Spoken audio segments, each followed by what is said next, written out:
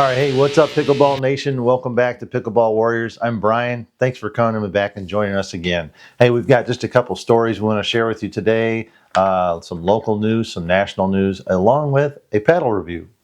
So, everyone, if you've been watching the PPA or following it here with us, there was a lot of paddle controversy, specifically at the Red Rock Open. There were several paddles that were challenged during or after matches and had to be sent away for testing afterwards. Four of them that we know of were for Sarah Ansbury, Tyson McGuffin, Salome Davice, and Krista Gachevas. Sorry about the last one there, Krista. I'm not sure I'm pronouncing your name right, but anyway, they all got sent away for testing. Now, the one that made news was Sarah Ansbury's results because it came back that the paddles failed testing. The unfortunate part of this is that her paddle was tested prior to the event or prior to the match. Not really sure on the timing on that, and it was fine. And then it was challenged after the game, after they won the match, and came back. It was like just over a week later that it had failed. Now what that means is that her and her partner both default on their points and their prize money. So sorry, Sarah, you got to give that check back, which really stinks in my opinion because I feel like the paddle is not all of the match. The players make a big part of that up. They're the ones using the paddle. I don't know. Let me know what you guys think about this controversy down below. Make those comments specific about PPA paddle tour or PPA controversy on the paddles and their testing. Now, the next one we know about is Tyson McGuffin. He was challenged in a match with Travis Rettenmeyer, and it was in the middle of the match, and Tyson actually changed his paddle out and then continued and won the match. Later, this was not announced by the PPA. This came out independently. I believe it was on Anna Bright's YouTube channel, and she made mention that his paddle failed. So what does that mean? How come he wasn't penalized or defaulted of points and prize money? Tyson didn't directly comment about this in his podcast, but one of his viewers did make a comment about it, and he responded by saying that because I changed my paddle out in the middle of the match, I was not defaulted. So I'm not really clear on all the rules here. You know, is this a rule? Is this how it works? Or is the PPA maybe showing some preferential treatment to some of its stars in order to keep the power, the draw power to the events? I don't know. If you know, let me know below. Let's see, lastly, we know about Salome Davice's paddle. Again, not because the PPA announced it, but because she came out and online and left some comments on the internet basically saying, thanks for all the support, appreciate the following, and that her paddle passed. And so this was in a match between her and Leah Jansen. Leah was very vocal about it and kind of harsh with her. And I like both of these players a lot. They're both very different. Davice's got a huge tennis background, and man, when she plays on that pickleball court, she hits the snot out of that ball. So, and Leah, again, also very competitive. She's a very hard hitter. But yeah, so her paddle came back. It was totally fine. She didn't have to default, but yet again, nothing from the PPA. Now, from NML Pickleball, which is an online news source that reports on these things, they question or implied the question that was the PPA giving preferential treatment because they're not announcing things about some of their star players. They directly sent question to PPA for a comment, and the response they received was, "We have no time frame for a comment on this subject at this time."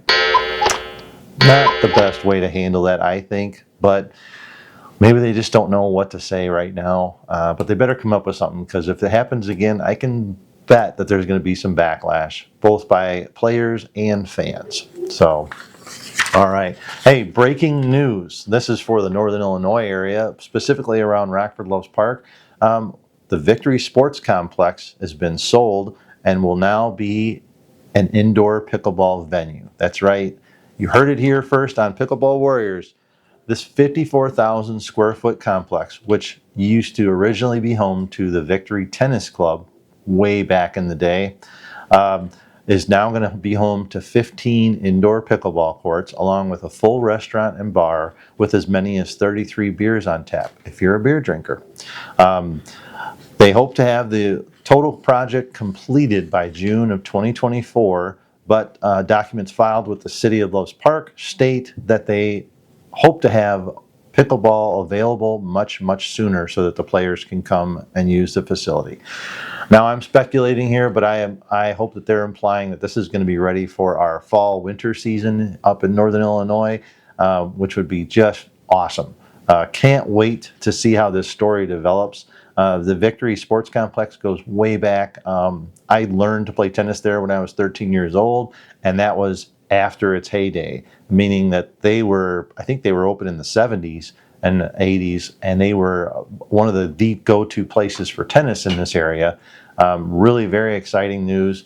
And like I said, it's been through a lot of changes over the years. It was a volleyball court complex after it was a tennis complex. Then at one point they had a driving range, an indoor golf driving range in there. And then after that it was indoor soccer, indoor football, and they even had some Mexican wrestling matches and some professional amateur bout fighting in there, along with concerts, quinceañera parties. It looks like they've done pretty much everything in that place.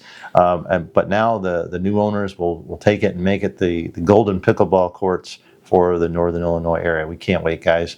If anybody knows anything more about this, leave a comment below, or just leave a comment about how excited you are if you are like I am. I can't wait for this place to come about.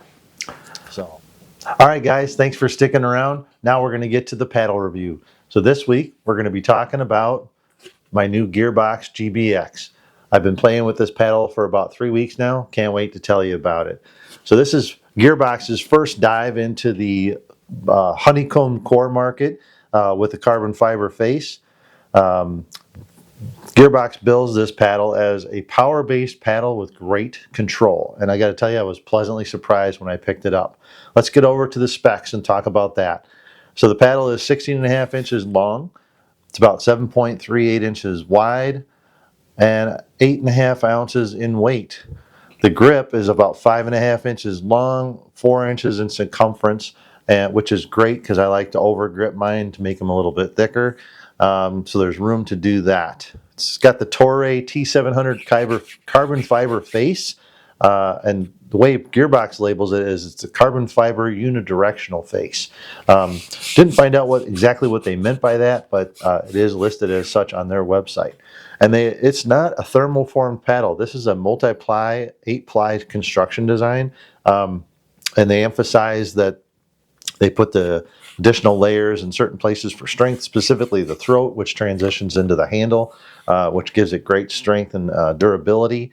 And the core is not their SST core, obviously. They started with a 7mm polypropylene core and then put their other layers over that. Paddle goes for about $199 on the market right now. And I got to tell you, I'd buy this paddle again in a heartbeat.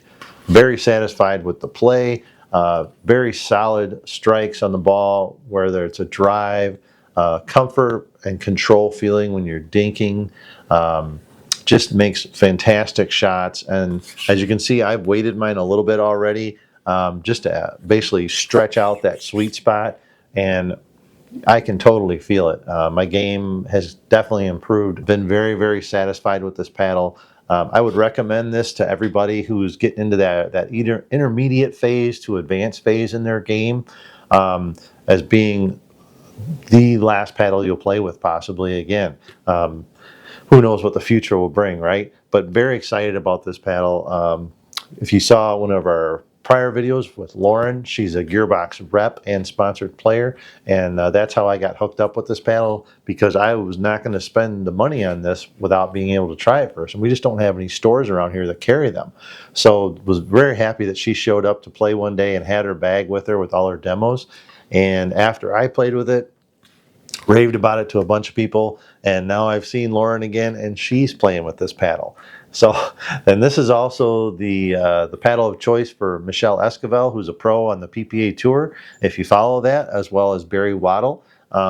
They play with them, and the last event was at Newport Beach in California, and I was able to catch Michelle's game, and it was awesome to see her playing with it, and she was making just great shots, fantastic hits, lots of control, and lots of power. So this is just a great all-around paddle.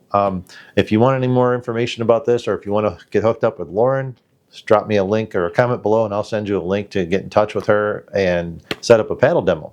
All right. Thanks for hanging out, guys. Hey, leave us a comment about how excited you are about the new pickleball complex that's coming to Northern Illinois. And how about this? Let's talk about a name for this place. Maybe we can give them some great suggestions. Drop a comment below on what you think we should call this place, and I'll send it to the owner and see what he thinks. All right. Thanks for coming by the Pickleball Warriors, and we'll see you on the courts.